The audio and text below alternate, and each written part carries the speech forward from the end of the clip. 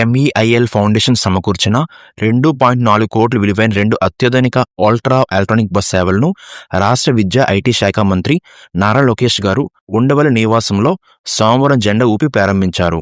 ఈ బస్సులో ఒకటి మంగళగిరి బస్టాండ్ నుంచి ఎన్ఆర్ఐ జంక్షన్ డీజీపీ ఆఫీస్ మీదుగా ఎయిమ్స్ వరకు, మరొకటి మంగళగిరి బస్టాండ్ నుంచి ఎన్ఆర్ఐ జంక్షన్ మీదుగా పానకాల స్వామి గుడి వరకు నడుస్తుంది. ప్రయాణికులకు ఉచిత సేవలు అందించే ఈ బస్సులు ప్రారంభ కార్యక్రమంలో ఓలక్రాట్ గ్రీన్ టెక్ లిమిటెడ్ ప్రతినిధులు, నేతలు పాల్గొన్నారు. శ్రీ సత్యసాయి జిల్లా కదిరిలోని శ్రీమద్ కాద్రి లక్ష్మీ నరసింహస్వామి వారి బ్రహ్మోత్సవాల్లో ఐటీ శాఖ మంత్రి నారా లోకేష్ గారు పాల్గొన్నారు.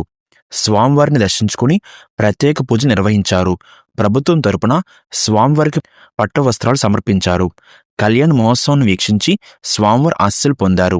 ఈ కార్యక్రమంలో రెవెన్యూ శాఖ మంత్రితో పాటు Kadiri MLA, Hindupur MP, TDP senior నేతలు, ఇతర టీడీపీ ప్రజాప్రతినిధులు, నాయకులు పాల్గొన్నారు. ప్రముఖ క్యాన్సర్ వైద్య నిపుణుడు శ్రీ నోరి దత్తాత్రేయుడు రచించిన మాంటాడ్ టు మ్యాన్హాటన్ బుక్ ఆవిష్కరణ సభలో గౌరవ ముఖ్యమంత్రి శ్రీ నారా చంద్రబాబు నాయుడు గారు పాల్గొన్నారు. ఈ కార్యక్రమం విజయవాడలోని మురళీ ఫార్చ్యూన్ హోటల్లో జరిగింది. ఈ కార్యక్రమంలో మంత్రి సత్యకుమార్, పలువురు ప్రజాప్రతినిధులు, ప్రముఖులు పాల్గొన్నారు.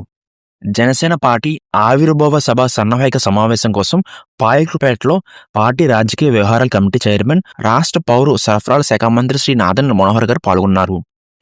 మనోహర్ గారు మాట్లాడుతూ, జనసేన పార్టీ తరపున ఎన్నికైన శాసనసభ్యులకు 30,000, 40,000, 50,000, 80,000 మెజార్టీలు వచ్చాయంటే దానికి కారణం జన సైనికులు, వీర మహిళలే.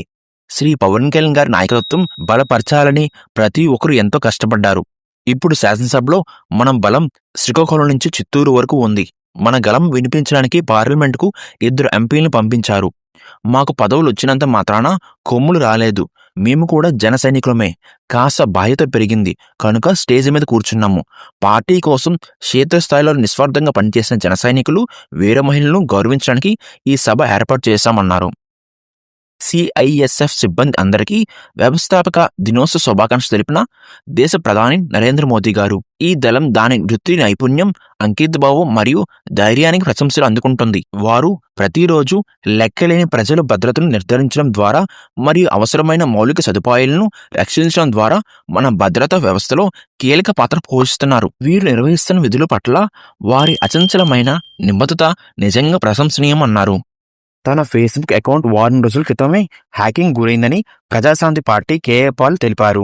బాధ్యులను గుర్తించి చర్యలు తీసుకోవాలని తెలంగాణ సైబర్ పోలీసులకు ట్విట్టర్ వేదికగా రిక్వెస్ట్ చేశారు. తన అకౌంట్లో అశ్లీల చిత్రాలను పోస్ట్ చేస్తున్నారని ఫిర్యాదులో పేర్కొన్నారు. తన టీం, స్టాఫ్ ఇదే విషయంపై ఫిర్యాదు చేసినా ఎలాంటి చర్యలు తీసుకోలేదని చెప్పారు. తన ఖాతాకు 18 లక్షల ఫాలోవర్స్ ఉన్నారన్నారు. ఛాంపియన్స్ ట్రోఫీ విజయం తర్వాత భారత్ జట్టు కెప్టెన్ రోహిత్ శర్మ తన ఫ్యామిలీతో ముంబై చేరుకున్నారు. ఆయనకు ఎయిర్పోర్ట్లో ఘనస్వాగతం లభించింది. హిట్ మ్యాన్ చూసేందుకు అభిమానులు పెద్ద ఎత్తున రాగా వాటిని అదుపు చేసేందుకు భద్రతా సిబ్బంది మోహరించారు. మరోవైపు హెడ్ కోచ్ గంభీర్ ఢిల్లీకి చేరుకున్నారు. పలువురు ఆటగాళ్లు ఆలస్యంగా బయలుదేరినట్లు సమాచారం.